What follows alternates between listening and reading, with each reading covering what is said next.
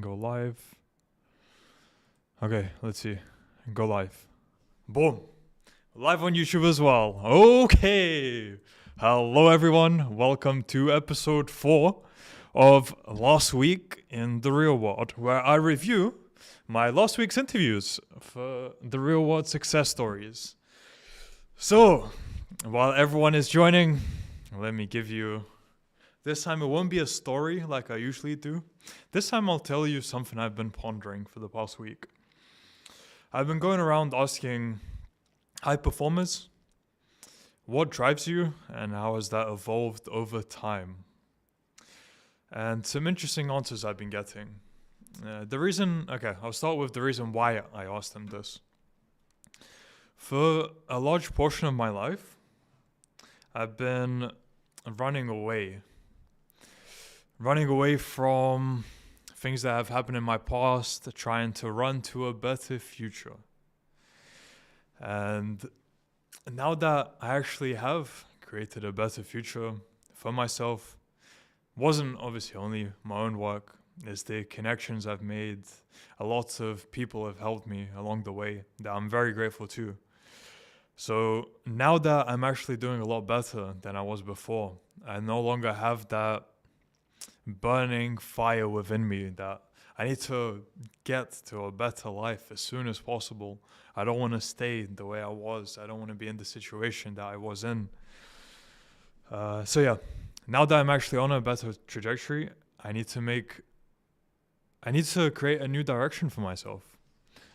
Because right now it's just been, I know that hard work is the right thing to do, so I've just been working hard. But I think it would still be nice to have a direction to head towards. And it's something I've been trying to figure out. So some answers I've been getting for people, again, to refresh, for what drives you and how has that evolved over time. So the answers I've been provided are, for a lot of people, they wanted it to be the best in the thing they were doing. So I want to give examples that weren't examples that they gave. So let's say a professional athlete, he strives to be the best in the world. He dedicates himself fully to the sport, to whatever he's doing. In day-to-day life, all he thinks about is that sport. So fully immersed and obsessed on it. That's one way that people are driven. But then what happens as you grow older and your body starts to deteriorate? So maybe it's no longer reasonable to become a professional athlete, to become the best in the world. Then it starts evolving into family and a greater purpose. So providing value for people, being a positive force for the world. That has been a general sense of people's answers. But since I don't have a family yet, I need something to get me there initially. So until I have that family to provide for, that will give me a purpose, more of a purpose. Until then, I'm trying to find something else. So again, still pondering it. Maybe next week I'll have a better answer. But for now, it's just been a question. What drives me?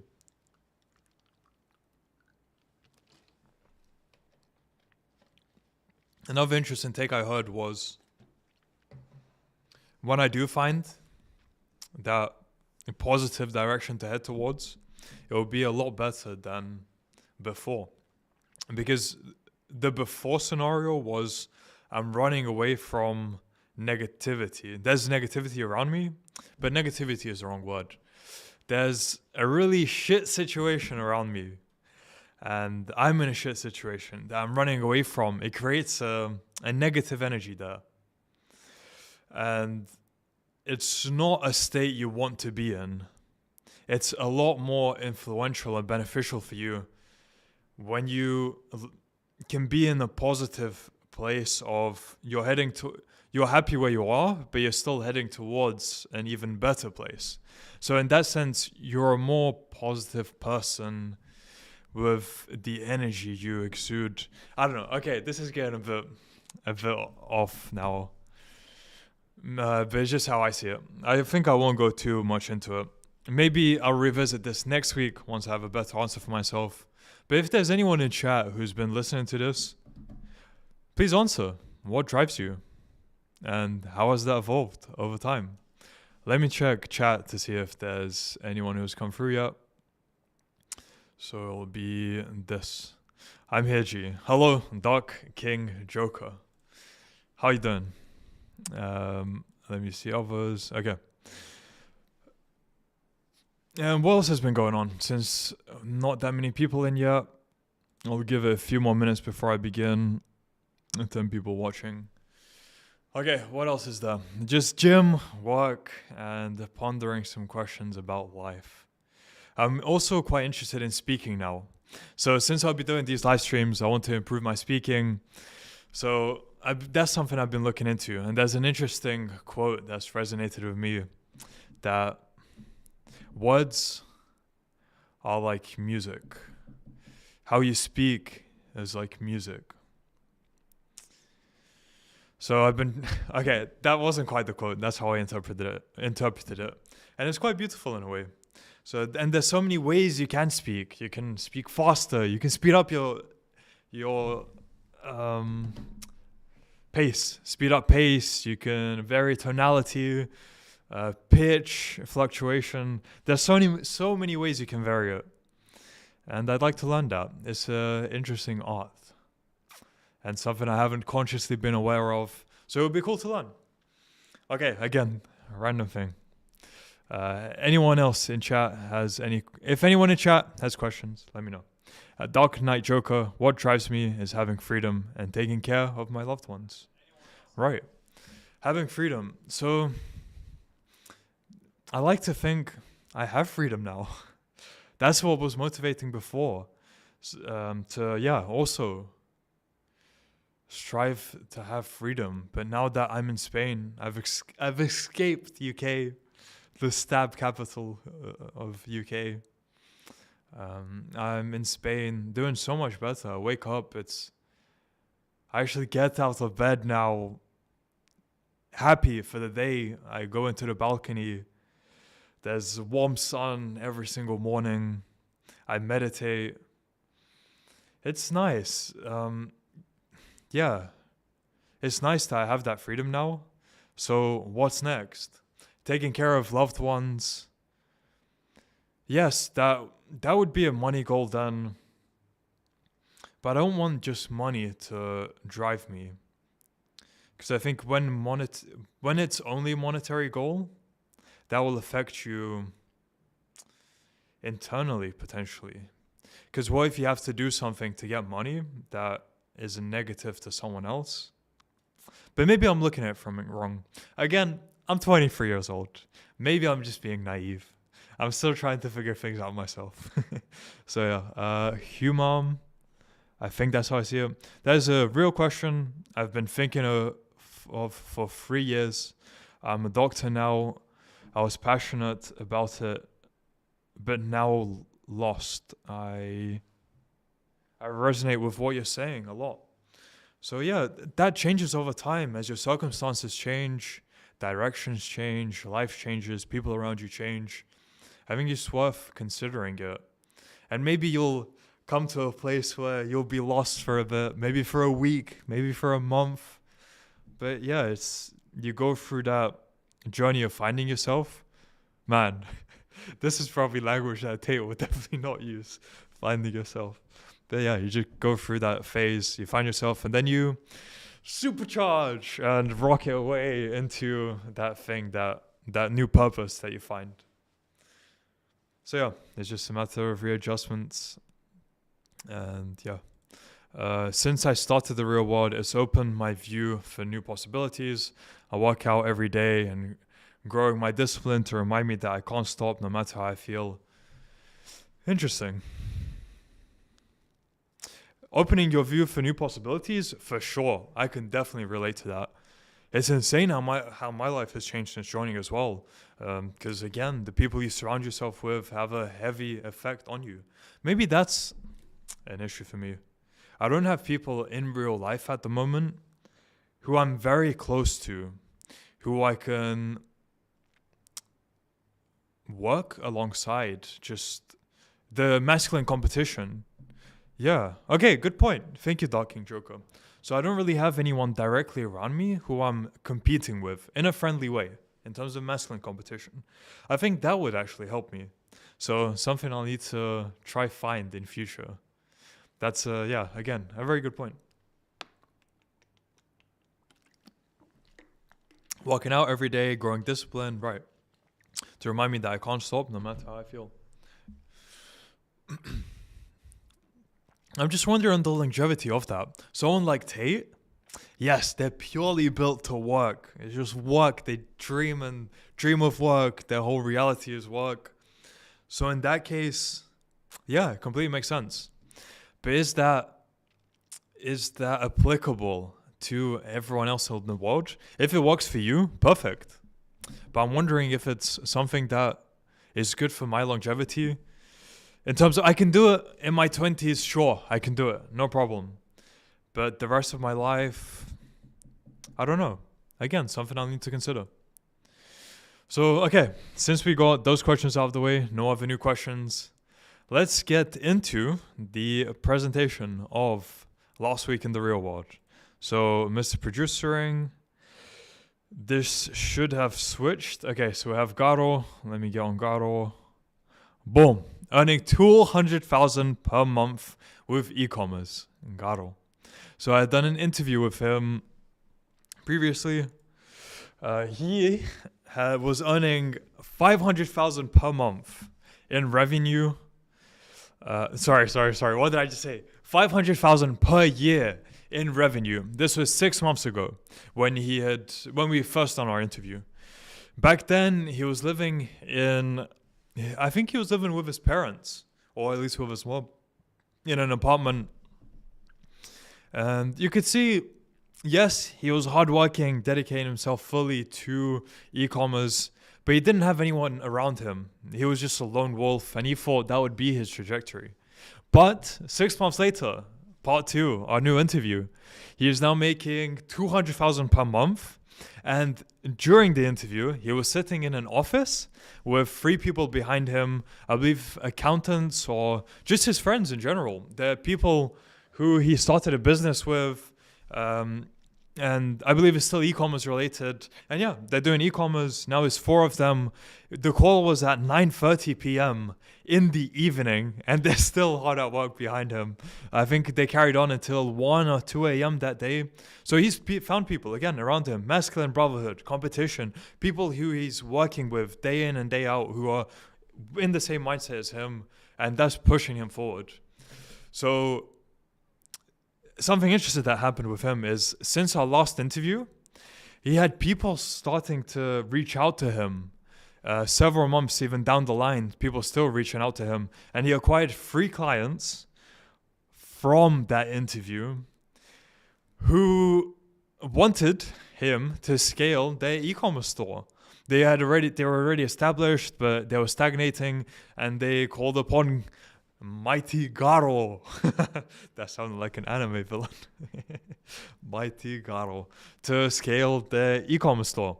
And now he's earning 60,000 per month just from consulting 3 different e-commerce businesses. So something unexpected that happened that came from him doing the interview. So that was super cool to hear. That, yeah, super positive things for him coming from having done the interview. So 60,000 from consulting, and then 140,000 from his e-commerce store. So combined 200,000 per month. He is killing it. And yeah, he's still going through the real world every single day, through the courses, through the chats. So even though he's making 200,000 per month, he's still active in the real world, still finding value. So that's been super cool. Let's check questions. Thank you again for doing the interview back in June. Dark King Joke, what's your name? What was the interview we done?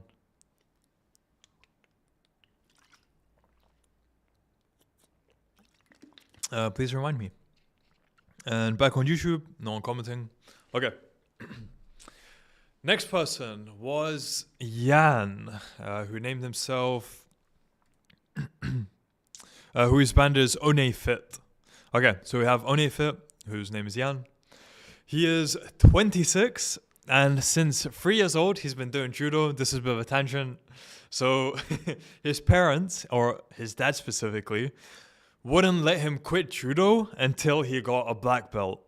So since 3 years old, he got plopped into, probably plopped was the wrong word. He got placed into judo classes, and he was doing that ever since until he acquired his black belt. And right after getting the belt, that's it, he quit. So he purely was doing it because his father told him not to quit until he acquired the belt. And pretty much everyone in his family is a black belt in judo.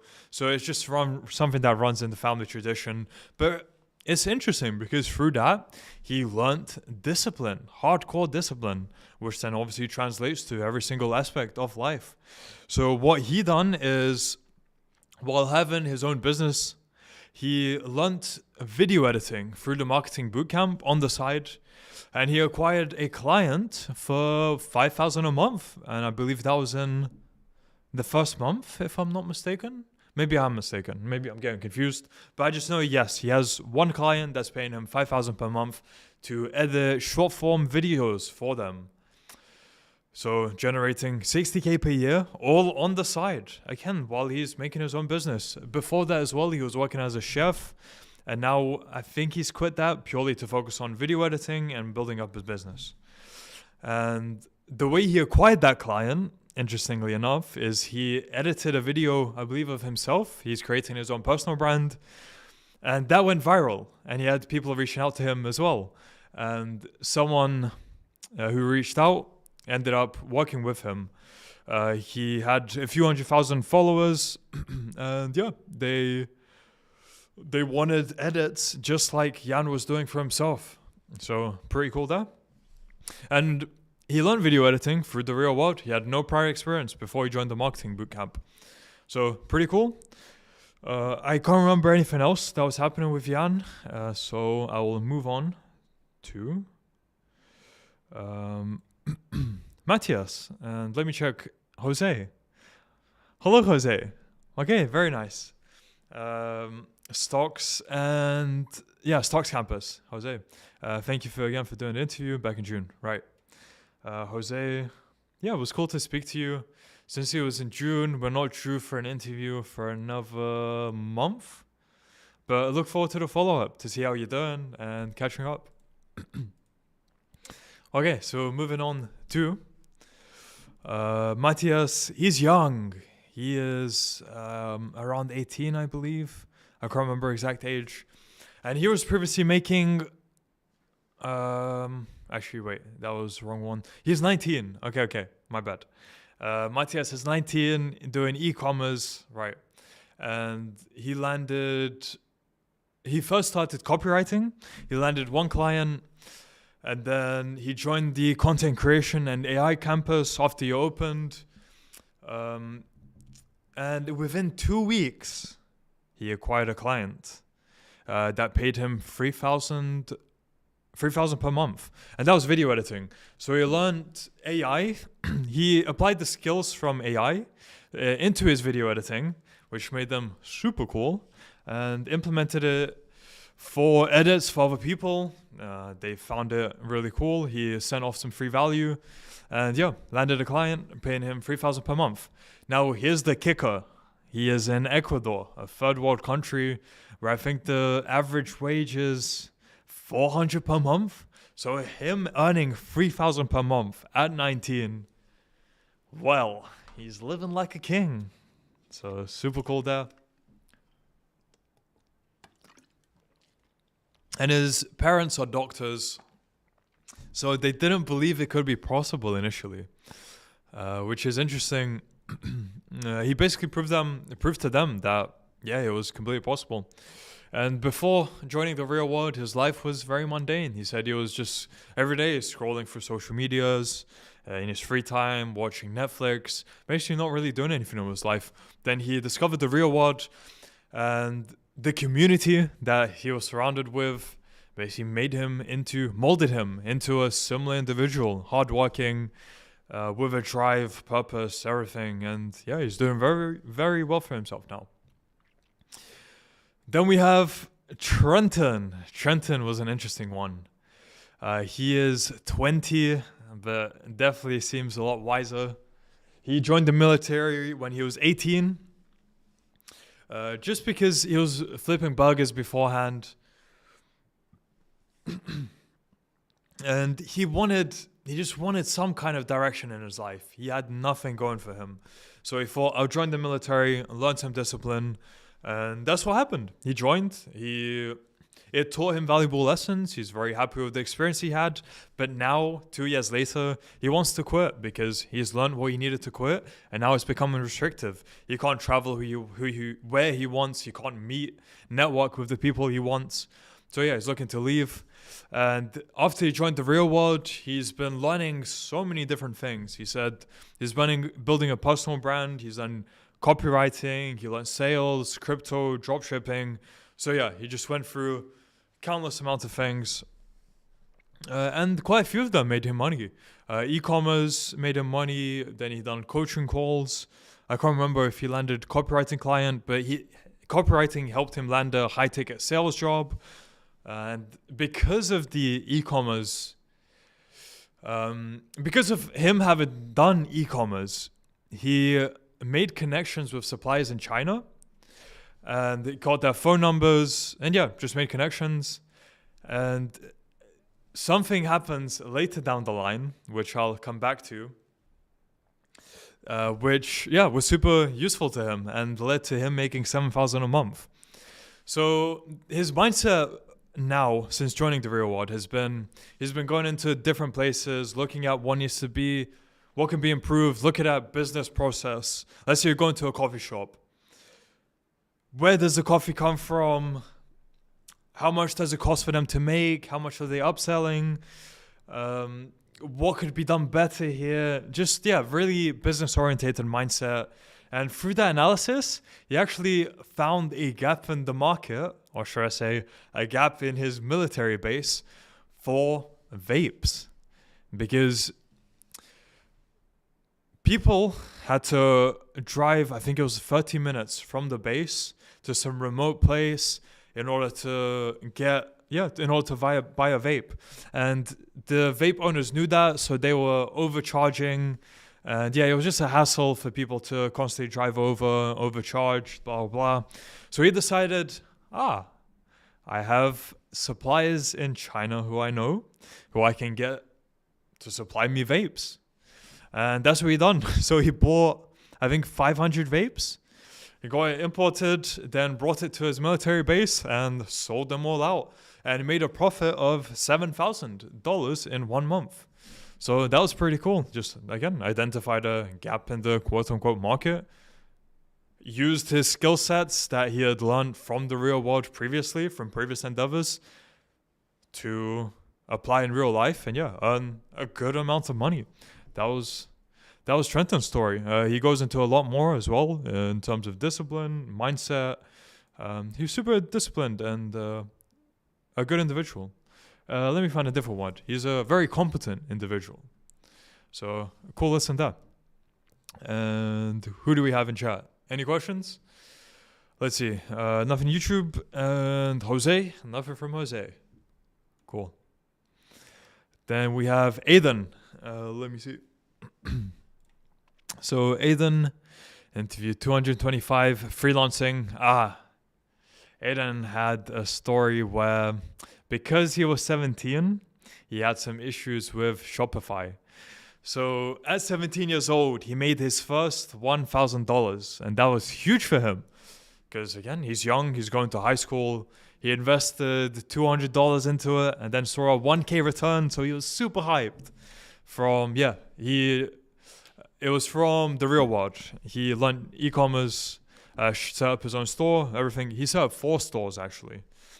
And after generating that 1K, he had a problem with Shopify and he wasn't able to get his parents to approve. I think maybe he needed parents' signature or something to approve of, for him to scale it. Again, I don't remember specifics, but something about needing parents to approving. parental approval. But his parents thought, no, this is a scam. As is usual to think when the parents don't know any better. So yeah, they didn't approve it, so he had to move on from ecom. He learned video editing, and he made 2,000. He makes 2,000 per month now from video editing, and content creation. He also went through the content creation and AI campus. He learned Stable Diffusion, applied it to his video editing. Now he makes high quality video edits, and yeah, he's scaling from that. Now he's 18. He's building his personal brand. I think he's very focused on building personal brand. He sees a lot of potential there in future. So that's Aiden's story. And now for the final one, we have Akash. Akash. Sorry, I pronounced that wrong. Okay, so Akash, he's very into cars. So, okay, that was a bad way to start. So, Akash does online sneaker reselling, video marketing, carbon fiber number plate reselling. No, I said that wrong. Custom carbon fiber license plate creation and distribution. And rental car company in Canada for weddings. I think he specifically uses it for weddings. Maybe he does it for other things as well. But the example he gave was weddings. So he does a lot of things. And let me backtrack a bit. So from the real world, he learned video editing. That's where the video marketing comes in. He acquired clients through networking related to cars. Because, now I can go back to when I said he's into cars. A lot of the things he does is around the car niche, something he's super into, and he's made connections through it. So video editing, he acquired through video editing clients. He acquired through his network of people who are into cars as well, whether it was events or just meetups. So he leveraged that. And now from combined businesses, he's making also 7,000 per month, just like Trenton. So very decent income. And it was a fairly short interview, I remember. He explains everything he went through in the real world. As in the lessons he learned, how they contributed to his success, mindset, community. In terms of community, he doesn't spend much time around community. He just focuses on lessons, which is, each to their own. He finds his community through the car community. So he doesn't need to go too much into the real world community. But you take whatever works for you. And that is actually the rundown, because I interviewed someone else today, but I wasn't able to get that up and running before starting the live stream. So any questions for me, let me know. It seems I wasn't quite my usual self today, probably from lack of sleep, but no excuses. This needed to happen. It happened. I hope people find value from it. Anything that people want to see next time, let me know and give me a message. These will continue to happen every Friday, 8 p.m. Spain time. So if you missed it and you're watching the recording, just tune in 8 p.m. Sunday. Sorry, 8 p.m. Spain time, Friday.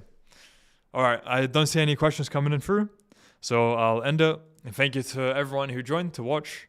It was nice to interact with Humam and Jose. And Mike, I see you say let's go. But we're just wrapping up. So thank you for everyone who tuned in, and a goodbye.